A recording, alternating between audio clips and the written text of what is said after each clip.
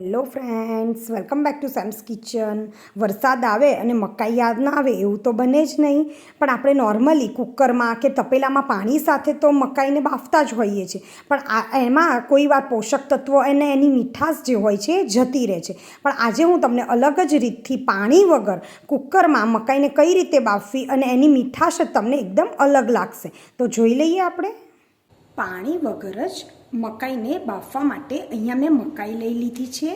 હવે આપણે એના જે બાર છોતરા હોય છે એને બધા જ એકદમ કાઢી અને સાફ કરી લઈએ. આ મકાઈ ફોલાઈ અને એકદમ જ સાફ થઈ ગઈ છે. હવે એક મોટા એટલે પહોળા વાસણમાં આપણે થોડું સાદું પાણી લઈ લીધું છે અને અહીંયા આપણે એક નેપકિન લેવાનું છે.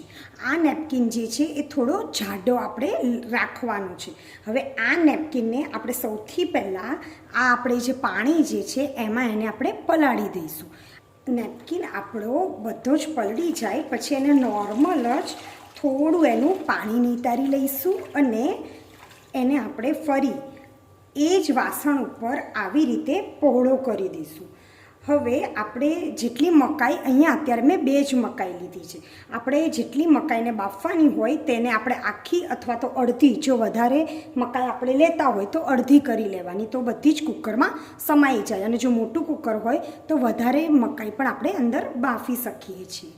આવી જ રીતે આપણે જેટલી મકાઈ લેવી હોય તેટલી આપણે આની અંદર રાખી દઈશું અને અહીંયા આગળ બધા જ છેડા જે છે નેપકિનના એને આવી રીતે જોઈન્ટ કરી લઈશું. અને થોડું પાણી જો અંદર હોય તો આને આપણે નોર્મલ આવી રીતે નિતારી લઈશું અંદરથી. અને પછી આ જે નેપકિનનો છેડો જે છે એને થોડીક આપણે આંટી મારી લઈશું આવી રીતે. હવે આને જે કુકરમાં આપણે બાફવાની હોય નેપકિનનો ટ્વિસ્ટ કરેલો ભાગ જે છે એને આપણે કુકરની નીચે જવા દઈશું અને એને આવી રીતે ધીરે ધીરે અંદર સેટ કરી લઈશું. આને હવે કુકરમાં બરાબર સેટ કરી લઈશું. અહીંયા એ વસ્તુનું ખાસ ધ્યાન રાખવાનું છે કે જે ઉપરનો ટ્વિસ્ટ કરેલો ભાગ છે એ આપણે નીચે રાખવાનો છે અને અહીં આગળ આપણે આને બરાબરથી રાખી અને આનું આપણે ઢાંકણ ઢાંકી અને આને આપણે ગેસ ઉપર લઈ લઈએ. હવે કુકરને ગેસ ઉપર લઈ લીધું છે અને ગેસની ફ્લેમને આપણે ફક્ત 1 મિનિટ માટે જ એકદમ ફાસ્ટ ગેસની ફ્લેમ ઉપર રાખવાનું છે. 1 મિનિટ આપણે ગેસની ફ્લેમને ફાસ્ટ રાખીશું એટલે કુકર અંદરનો નેપકિન જે છે એ બધું એકદમ સરસ ગરમ થઈ જશે. અહીંયા એ વસ્તુનું ખાસ ધ્યાન રાખવાનું છે કે અત્યારે આપણે આ કુકર ફક્ત 1 મિનિટ માટે જ ફાસ્ટ ફ્લેમ પર રાખવાનું છે અને પછી ગેસની ફ્લેમને સ્લો કરી અને આવી જ રીતે આપણે સ્લો ગેસની ફ્લેમ ઉપર 10 મિનિટ સુધી આને આપણે કૂક થવા દેવાનું છે.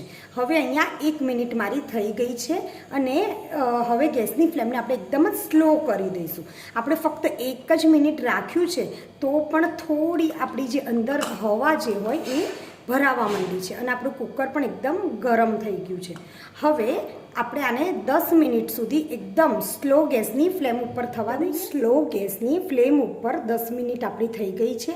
હવે ગેસની ફ્લેમને આપણે બંધ કરી દઈશું અને અહીંયા જે નોર્મલ કુકરમાં હવા ભરાતી હોય છે તેવી જ રીતે અહીંયા પણ આપણી હવા ભરાયેલી હશે. એટલે હવે આ કુકરને આપણે ઠંડુ થવા દઈએ. આપણું કુકર એકદમ જ ઠંડુ થઈ ગયું છે અને બધી જ હવા નીકળી ગઈ છે. હવે આને આપણે ખોલી લઈએ.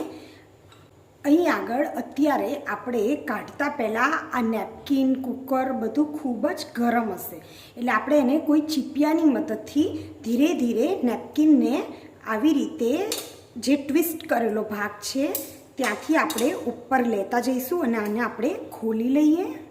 ધીરે ધીરે આ ટ્વિસ્ટ કરેલો ભાગ છે એને આપણે ઉપર લઈ અને એકદમ ખોલી લઈએ.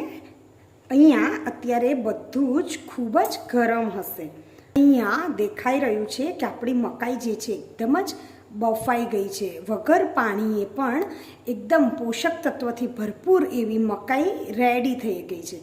હવે આને આપણે એક પ્લેટમાં લઈ લઈએ. એકદમ જ ઇઝી રીત 10 જ મિનિટમાં, ફક્ત 10 જ મિનિટમાં આપણે આપણી મકાઈને એકદમ ગરમા ગરમ રેડી કરી લીધી છે. આને આપણે લીંબુ અને મીઠું લગાડી ખાવી હોય અથવા તો આમાંથી આપણે કોઈ શાક બનાવવું હોય, ભજીયા બનાવવી હોય કે કોઈ ભેળ બનાવવી હોય તો બધું જ આપણે બનાવી શકીએ છીએ. અને આમાં આપણા પોષક તત્વો જે છે એ બિલકુલ જ જળવાઈ રહે છે. જે આપણે પાણીમાં બાફતા હોઈએ છીએ તો બધા પોષક તત્વો પાણીમાં જતા રહે અથવા તો એકદમ પોચી પડી જાય. જો 2 થી 3 વિસલ વધારે વાગી જાય તો એ પોચી પણ પડી જાય છે. જ્યારે આમાં એની મીઠાશ જે છે એ ખૂબ જ જળવાઈ રહેશે. અહીં આગળ તમને એક દાણો કાઢીને બતાવું તો એકદમ જ આપણી મકાઈ જે છે એ બફાઈ ગઈ છે.